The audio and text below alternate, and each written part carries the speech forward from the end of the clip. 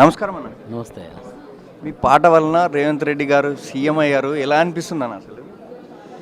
అంటే నేను రేవంత్ అన్న అంటే సీఎం అయిన తర్వాత మీ అందరికీ తెలుసు. కానీ 10 ఏళ్ల ముందు నుంచే ఆయన యుద్ధం అంతా నేను చూసినోడిని, ఆయనతో పాటు ఉన్నోడిని. సో యుద్ధంలో వీరులకు ఆయుధంగా ఉండడం నా పాట నాకు ఎప్పుడు ఇష్టం. సో ఆ వీరునికి అది ఆయుధమైంది, ఆయన విజయం సాధించాడు. అందరూ అంటుంటారు ఆ పాట వల్ల ఆయనని, కానీ నా అభిప్రాయం ఏంటంటే ఆయన కోసమే ఆ పాట పుట్టింది. ఆయన కాబట్టి ఆ పాటకు అంత విలువ వచ్చింది. అంటే సీఎం రేవంత్ రెడ్డి గారు ఎక్కడికి వెళ్ళినా, లేకపోతే అలా కార్యకర్తలు ఎక్కడికి వెళ్ళినా ఒక ఫుల్ జోష్ మీద ఆ సాంగ్ వేసుకొని వింటుంటారు. అసలు ఈ పాట వెనుక మీరు ఎన్ని రోజులు కృషి చేశారు అసలు? ఈ పాట రాత్రి తయారైన పాటే. ఎందుకంటే నేను ఆల్మోస్ట్ 10 ఇయర్స్ నుంచి అన్నతో నేను గంటలు గడిపాను. ఆయన భావజాలం అంతా నాకు తెలుసు, ఆయన ఫైటింగ్ అంతా తెలుసు. కాబట్టి దానికోసం పెద్ద టైం పెట్టలే. పీసీసీ అధ్యక్షుడు అయినప్పుడు పొద్దున్నే అన్న అక్కడ ప్రమాణ స్వీకారం చేసేటప్పుడు మన పాట ఉండాలని చెప్పి మేము అనుకొని చేసిన పాట ఇది. అంటే సీఎం రేవంత్ రెడ్డి గారు ఈ పాట విన్న తర్వాత మీ దగ్గరకు వచ్చి ఏమని చెప్పారు అసలు?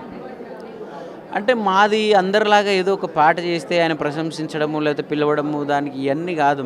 మేము ఒక కలిసి జర్నీ, అంటే మా రంగాలు వేరు కావచ్చు, కానీ సో అన్న ఎప్పుడు పాట అవసరం ఉన్నా పిలుస్తాడు, పోతాము.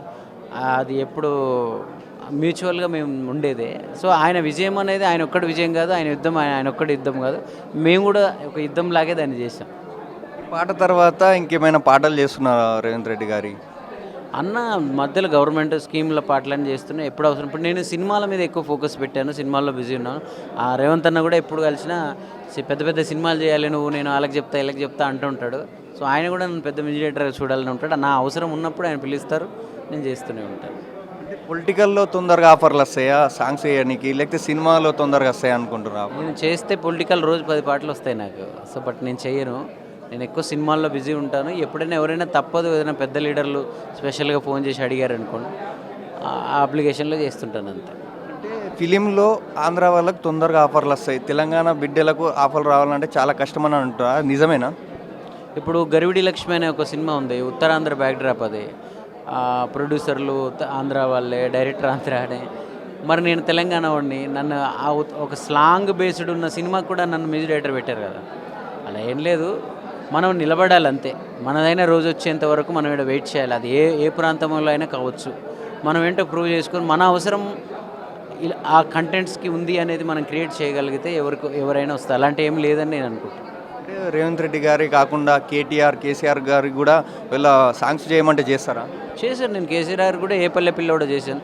పొలిటికల్ బ్యాక్డ్రాప్లో నేను పాటలు చేయను. నా పాటలు నువ్వు పట్టుకుంటే ఒక రేవంత్ అన్నకు చేసిన పాట ఒక్కటే అప్పుడున్న ఫైటింగ్ ఉంటుంది. ఇప్పుడు ఏ పల్లె పిల్లోడో కేసీఆర్ గారు చేసిన అది జస్ట్ ఆయన వ్యక్తిగతమైన కథ. సో నేను ఏ పార్టీకి చెందినవాడిని కాదు బ్రదర్. నేను ఏది జెండాలు కప్పుకోలేదు. నన్ను అలా అడిగే తీరు, ఆ మనుషులతో నాకుండే అనుబంధాన్ని బట్టి నేను ఎవరికైనా పాట చేస్తాను. చిన్న సినిమాకైనా ఇంత మంచి సాంగ్స్ అందించడం అసలు ఎలా అనిపిస్తుంది అన్న మీకు? చిన్న సినిమా పెద్ద సినిమా అని ఉండదు బ్రదర్. మన గడప దొక్కినది సినిమా అంతే. మనం కావాలని మన దగ్గరికి వచ్చిన వాళ్ళకి మనం ఇవ్వాల్సిన తిరిగి మర్యాద ఏంటి అంటే మనం పని సరిగ్గా వాళ్ళకి సాటిస్ఫైగా వాళ్ళు ఎంత హ్యాపీగా కోరుకుంటారో చేయడమే. నాకు ఒకటి ఉంటుంది ఏంటంటే, ఓ దర్శకుడు ప్రొడ్యూసర్ని ఎంట పెట్టుకొని మన ఆఫీస్కి వస్తే అతను ఒక సినిమా పట్టడానికి ఎంత కృషి చేసి ఉంటాడు. నాకు చరణార్జున్ గారు తెలుసు, ఆయన ఒప్పుకుంటాడు మన సినిమా పదండి అని. ఆయన ఇక్కడ దాకా తోలుకొస్తాడు. నేను గాన కాదు అంటే, నేను గాన నో అంటే అది ఎక్కడ వాళ్ళ మధ్య డిస్టర్బ్ అయ్యే ప్రాజెక్ట్ బ్రేక్ అయితే ఎంతోమందికి జీవనోపాధి కోల్పోతుంది. ఒక సినిమా వల్ల మనకు పోయింది ఏం లేదు. ఆడితే ఆడుతుంది, ఆడకపోతే అందులో మనం చేసిన పాట ఏదో రకంగా బయటికి వెళ్తుందని నేను నమ్ముతా ఎప్పుడైనా. పెద్ద సినిమా చిన్న సినిమా, ఇప్పుడు చాలా పెద్ద సినిమా చేస్తున్నాను ఇది ఎందుకు, ఇలాంటివి ఉండవు. సినిమా అంతే. మన ఆఫీస్కి వచ్చారు వాళ్ళు, మనల్ని ఎత్తుకుంటూ వచ్చారు. సో వాళ్ళకి మనం తిరిగి ఇవ్వాల్సిన మర్యాద మనం వాళ్ళకి పని చేయడమే అంతే. అంటే ఫిలిం ఇండస్ట్రీలో మీకు దగ్గర అనుబంధం అంటే ఎవరని చెప్తారు? నాకు సినిమా ఇండస్ట్రీలో ఎవరు లేరు బ్రదర్. నా పోరాటం నాదే. నన్ను ప్రేమించే వాళ్ళు ఉన్నారేమో తెలియదు, బట్ ఇన్ని పైకి తీసుకొద్దామని నాకు ఒక హ్యాండ్ ఇద్దాం అనుకునే వాళ్ళు ఎవరు లేరు. ఇప్పటికీ నేను యుద్ధం చేస్తున్నా, నాకు ఎవరు కనబడట్లేరు. మరి ఉన్నారేమో, నా దాకా రాలేదు ఇంకా. అంటే చిరణార్జున్ అన్న ఇప్పుడు నెక్స్ట్ ఏమేమి మూవీ చేయబోతున్నారు?